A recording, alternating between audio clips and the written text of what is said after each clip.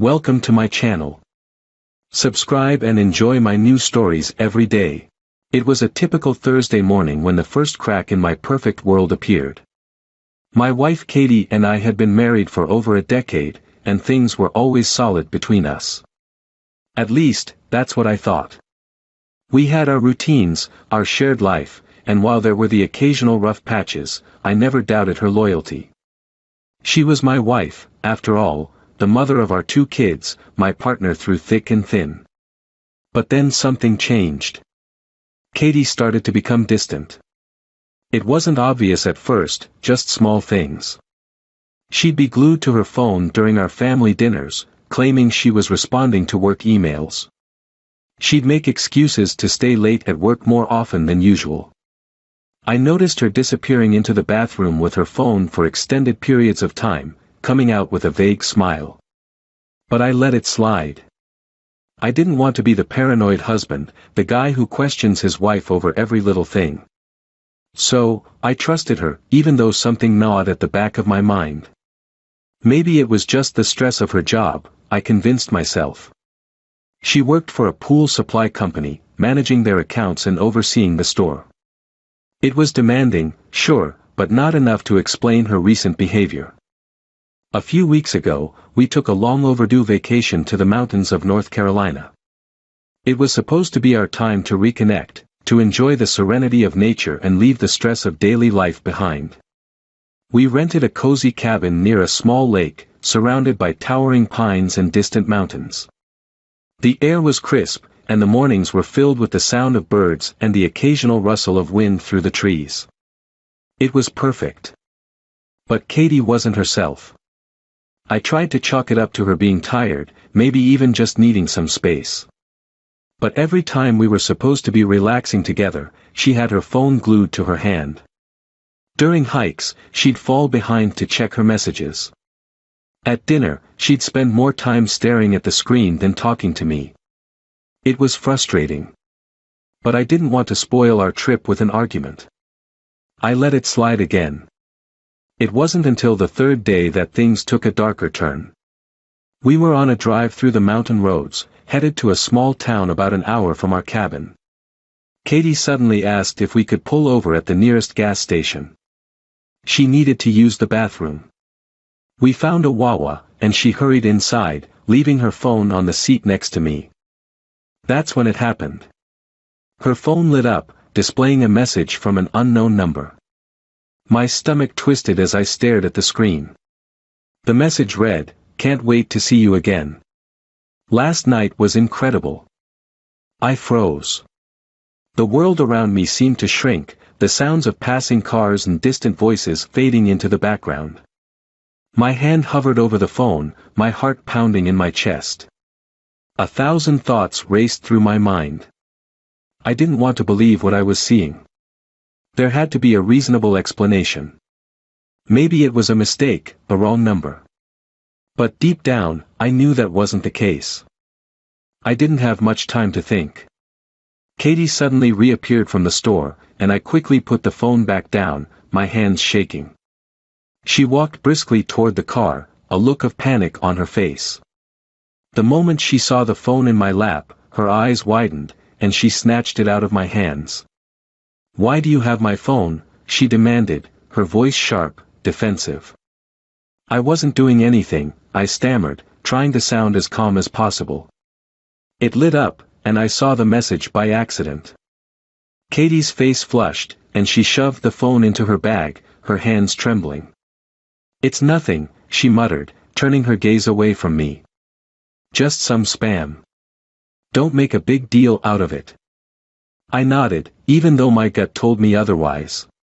Something was off, and now I couldn't shake the feeling that my wife was hiding something. For the rest of the drive, an uncomfortable silence hung between us. I kept my eyes on the road, but my mind was spiraling. Who was sending her those messages? Was it really just spam, or was there something more? The more I thought about it, the more suspicious I became.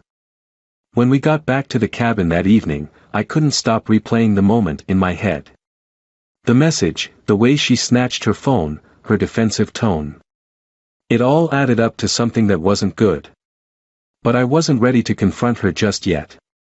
I needed more proof, more clarity before I could accuse her of anything. So, I kept quiet. I let the rest of our vacation play out in awkward, strained silence, pretending everything was fine while I silently vowed to get to the bottom of this. The moment we got back home, I started digging. I waited for Katie to go to bed one night, and I logged into our phone account. I could see all the numbers she had been texting, and one number stood out. It wasn't local. In fact, it had a Virginia area code. That number had appeared dozens of times over the past few months, texts, calls, all of them long conversations, some happening late into the night. I didn't recognize it, and she had never mentioned knowing anyone from Virginia. I wasn't sure what to do next. I didn't want to jump to conclusions, but I also couldn't ignore what was staring me in the face. I ran the number through a reverse lookup website, and what I found only deepened my suspicions. It was a VoIP number, likely used to keep someone's identity hidden. Whoever this person was, they didn't want to be found. That night, I lay in bed, staring at the ceiling, wondering if my marriage was unraveling right before my eyes. Every memory, every moment we had shared over the last few months seemed tainted. I thought about all the times she had stayed late at work, all the business trips she had taken. Had she been lying to me this whole time? I couldn't shake the feeling that I had been played for a fool. The next day, I made my decision. I was going to confront her, but not without proof. I needed to be sure. So, I installed a tracking app on her phone. It would run silently in the background, giving me access to her location and activity. If she was meeting someone behind my back, I'd know soon enough. For the next few days, I kept a close eye on her. Every time she left the house, I'd check the app, watching her location. At first, everything seemed normal, work, errands, the usual. But then, one evening, she told me she was going to meet a friend for drinks. I watched as her location pinged at a local bar, but then it disappeared for several hours. When she finally came home late that night, I could barely look at her. She kissed me on the cheek, pretending nothing was wrong, but I could see through the act now. The following morning, I made up my mind. It was time to follow her. The morning I decided to follow Katie, the guilt was already eating me alive. I wasn't proud of what I was about to do, but my heart had turned cold, hardened by the growing suspicion that my wife, the woman I had spent over a decade with, was lying to my face. I had to know for sure. The unknown was killing me, and I needed clarity, even if it destroyed me. Katie left the house around 7 p.m., claiming she was going out for drinks with a friend. It wasn't the first time she'd made that excuse, but tonight, I wasn't buying it. I had been watching her every move for days, and I could sense when something was off. She had been more careful lately, guarding her phone like a hawk, keeping her distance even when we were alone. It was as if she knew I was starting to catch on, but I didn't let on.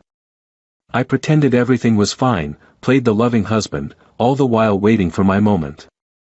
I got into my car and stayed far enough behind so she wouldn't notice me tailing her. She drove toward the city, just like she said, but something felt wrong. My heart was racing, the steering wheel slick in my sweaty palms. Was I really doing this? Following my own wife, like some detective in a bad movie? The shame gnawed at me, but the need for answers overpowered it. I had to know. She didn't go to the bar she mentioned. Instead, her car pulled into a small, dimly lit parking lot behind a rundown motel. My stomach twisted. This was it.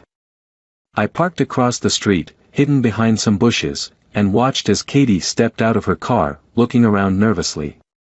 She had dressed up, tight jeans, high heels, her hair done in that way she knew I liked. But tonight, it wasn't for me. A man stepped out of one of the motel rooms, and my world crumbled. He was tall, stocky, and wearing a leather jacket. His face was unfamiliar, but the way he touched her, pulling her close, kissing her, made my blood boil. They stood there for a moment, wrapped in each other's arms, and then disappeared into the motel room together. I couldn't move. My hands gripped the steering wheel so tight my knuckles turned white, but I felt paralyzed. I had half a mind to storm in there, pound on the door, and drag her out, demanding answers. But I didn't. Instead, I sat there in the dark, my mind racing through every possible scenario, every explanation she could give me, and none of them would be enough. After what felt like an eternity, I pulled out my phone and snapped a few pictures. I needed evidence. Not for anyone else, not for a lawyer or a divorce case, just for me. Proof that this wasn't some nightmare, that I wasn't losing my mind. I sat there for another hour, maybe two, before I finally saw them emerge. They kissed again, laughing like a couple of teenagers sneaking around. Then he walked her to her car, gave her one last kiss, and disappeared back into the motel. Katie drove off, and I let her go. I stayed in my car, feeling hollow, watching as her taillights disappeared into the night. I didn't follow her home. I couldn't. I needed to be alone, to process what I had just witnessed. I drove aimlessly for hours, my thoughts spinning out of control. How had it come to this? Where had things gone so wrong between us? We had a life together, a good one, or at least I thought we did. Two beautiful kids, a nice home, a comfortable life. But none of that seemed to matter anymore. All I could think about was that motel, that man, and the way she had kissed him like I didn't even exist. By the time I got home, the house was dark. Katie was already in bed, pretending like everything was fine. I stood in the doorway of our bedroom, watching her sleep, and for a moment, I felt like a stranger in my own life. How long had this been going on? How many nights had she snuck off to meet him while I sat at home, clueless, trusting? I slipped into bed beside her, my body tense and rigid, unable to relax. I could hear her soft breathing, so peaceful, so calm. It made me sick. I wanted to wake her up, shake her until she told me the truth. But instead, I lay there, staring at the ceiling, my mind running in circles. The next few days were unbearable. I couldn't look at her without seeing her in that parking lot, wrapped around another man. Every time she smiled at me, every time she kissed me goodbye, it felt like a slap in the face. I went through the motions, pretending nothing had changed, but inside, I was a mess. I had never felt so betrayed, so humiliated. And yet, I still wasn't ready to confront her. Not yet. I needed to gather more information, to understand the full scope of what had been happening. I logged into her phone account again, tracing every call, every message. The same number popped up over and over again, the Virginia area code. Whoever this guy was, he had been in her life for months, maybe longer. One night, when she was out again, I decided to take things a step further. I had her phone on my account, so I accessed her text messages remotely. My heart pounded as I scrolled through them, reading the exchanges between her and the man I now knew was named Tyler. They were filled with intimate details, plans for their next meeting, and even confessions of love. I couldn't breathe. I felt like I was suffocating under the weight of all the lies. The messages confirmed what I had suspected all along, this wasn't a one-time thing. This had been going on for months, maybe even a year. How could she do this to me? To our family? I sat there, in the dark, staring at the screen. I wanted to scream, to punch something, to destroy everything in sight. But instead, I felt numb. Cold. The person I had loved, the woman I had built a life with, had betrayed me in the worst possible way. That's when I decided it was time. I couldn't keep living like this. The anger was eating me alive, and I wasn't going to let her get away with it. She thought she could sneak around behind my back, that I wouldn't find out, but she was wrong. I was going to make sure she paid for every lie, every secret she had kept from me. The next morning, I woke up early, while Katie was still asleep. I looked at her one last time, her face peaceful in the soft morning light. It was hard to believe that the woman lying beside me was the same person who had caused me so much pain. But this wasn't the time for sentimentality. I had a plan, and today was the day I was going to set it into motion. I walked into the kitchen, grabbed a cup of coffee, and sat at the table, my mind racing. There were so many things I wanted to say to her, so many ways I wanted to confront her. But I knew that whatever I said, whatever I did, it had to be cold, calculated, and devastating. I wasn't just going to leave her, I was going to break her. The house was quiet, the kind of quiet that settles in when something is brewing just beneath the surface. It was Saturday morning, and I had decided that today was the day. No more waiting. No more pretending. Katie had spent the night out again, another late night with friends that I knew was anything but. I didn't even care about her lies anymore. I just wanted to see the look on her face when I laid it all out. I wasn't nervous. I had gone beyond that. I felt a strange sense of calm wash over me as I sat at the kitchen table, sipping my coffee and staring at the pictures on my phone, the ones I had taken of her and Tyler outside that motel. Each image was a bullet in the chamber, and I was ready to fire. Katie came home a little after 10 a.m., the sunlight streaming through the front windows as she stepped inside. She was wearing the same clothes from the night before, her hair slightly messy, her makeup smudged just enough to tell me everything I needed to know. She saw me sitting at the kitchen table, and for a moment, there was a flicker of guilt in her eyes, but she quickly covered it up with a smile. "Morning," she said, her voice a little too chipper for someone who had spent the night with another man. "Sorry I'm late. I ended up crashing at Jenna's place. We got carried away talking Anne." I raised my hand, cutting her off. "Don't," I said calmly. "Don't insult me by pretending anymore." Katie froze, her smile fading as she stared at me. "What are you talking about?" I pushed my phone across the table toward her, the screen still lit up with the photos I had taken. "You know exactly what I'm talking about." She hesitated for a moment before picking up the phone, her eyes widening as she scrolled through the images. The color drained from her face, and her hands started to shake. How did you, she stammered, her voice barely above a whisper. I leaned back in my chair, folding my arms across my chest. "I followed you. I watched you meet him. I've been watching for weeks, actually. So go ahead, explain this. Tell me why you've been sneaking off to meet some guy at a motel while I've been here, holding our family together." Katie's mouth opened and closed, but no words came out.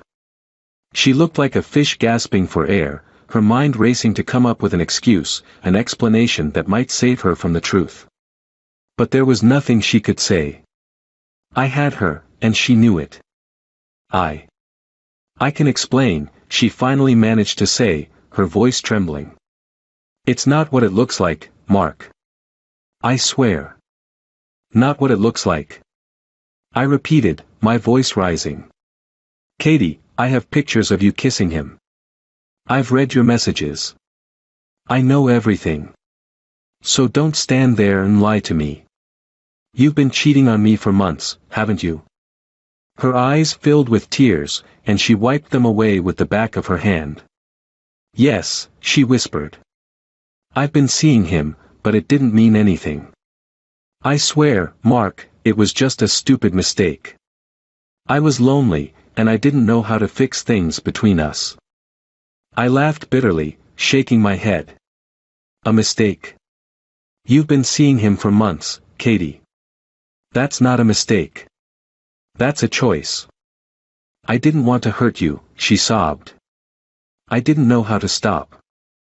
"Well, you did hurt me," I said coldly. "You've been lying to my face, sneaking around behind my back.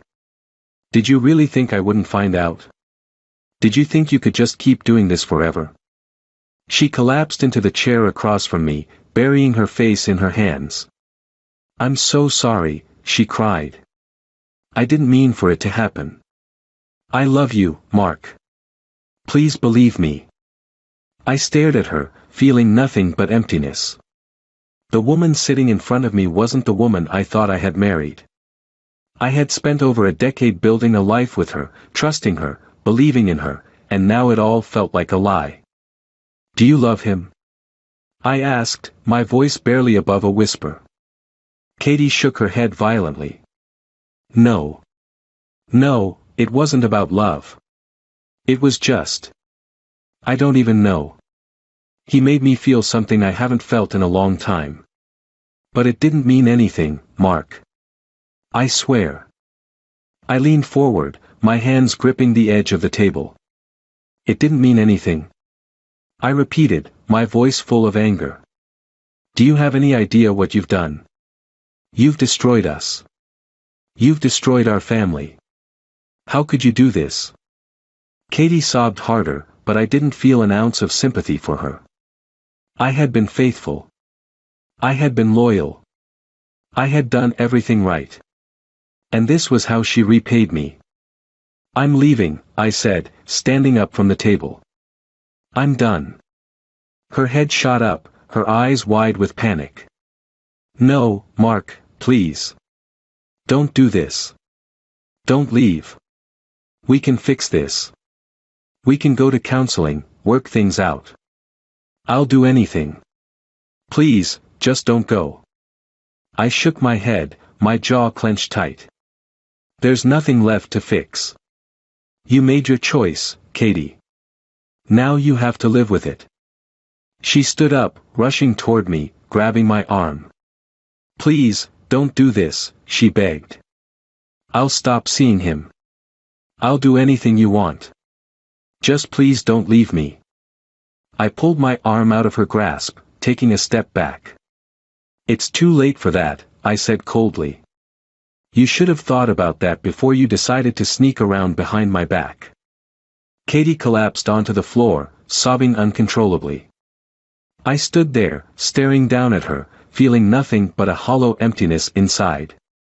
This was the woman I had loved, the woman I had built a life with, and now she was nothing more than a stranger to me. Without another word, I turned and walked out of the kitchen, leaving her there on the floor. I grabbed my car keys and headed for the front door. My mind was a storm of thoughts and emotions, but the one thing that stood out above all was the need to get out.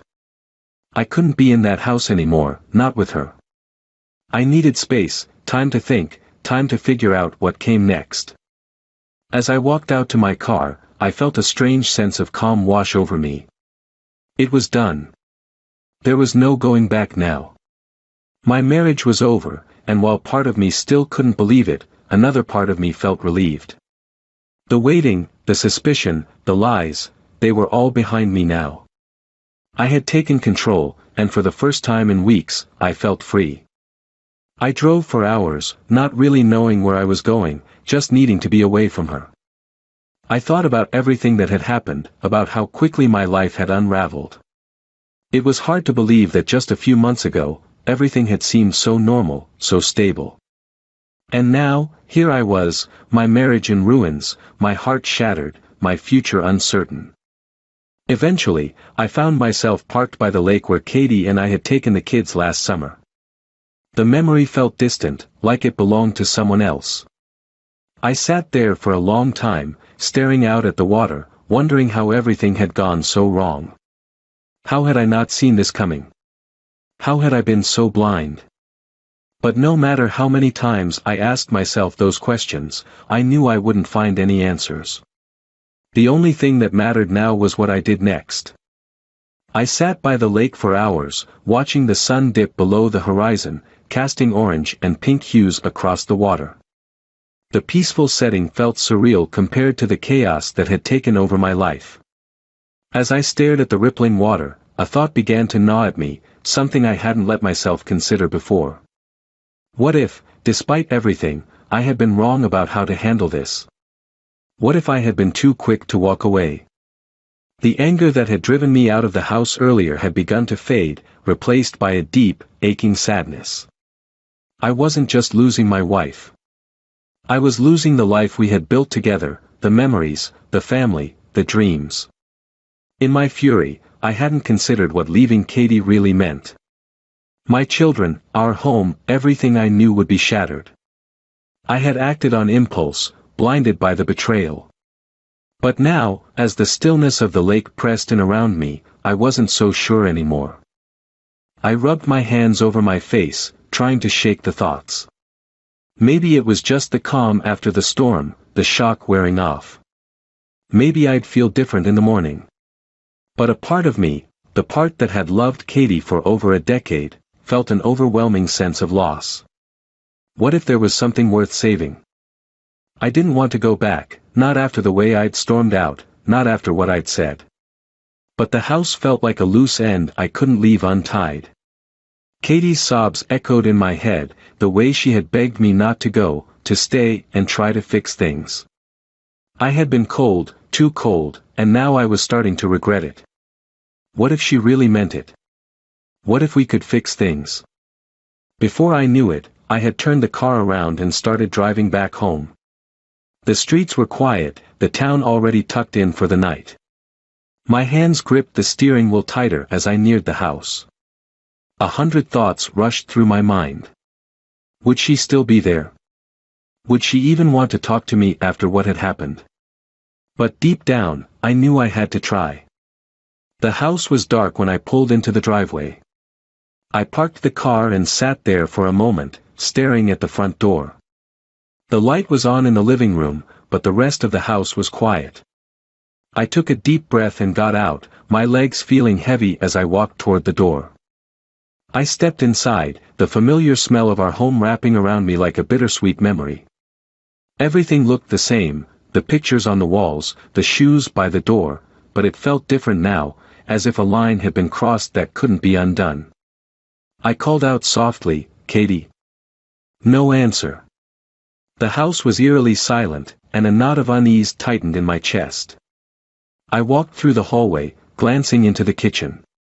Empty. The living room was the same, quiet, dark, untouched.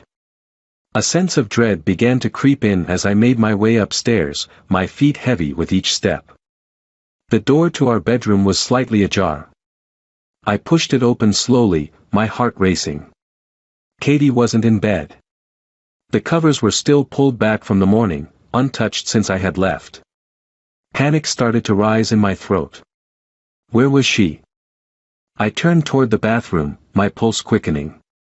The door was closed, and a sliver of light peeked out from under it. "Katie." I called out, my voice shaking now. No response. My hand trembled as I reached for the doorknob, twisting it slowly. The door creaked open, and my heart stopped. Katie was there, lying on the bathroom floor, pale and still. For a moment, I couldn't move. I couldn't breathe. The scene before me was so wrong, so unimaginable, that my brain refused to process it. But then, reality crashed in all at once.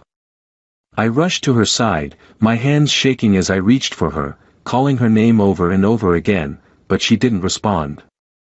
There was an empty bottle of pills on the floor beside her, and I felt the world slip out from under me.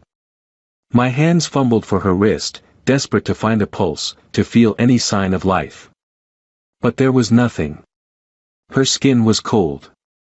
"No, no, no," I whispered, my voice breaking as tears blurred my vision.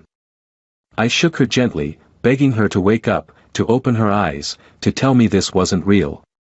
But Katie was gone. I collapsed next to her, sobbing uncontrollably. How had it come to this? How had we gone from being a family, a couple with dreams, to this nightmare? I had left her in pieces, and now she was gone.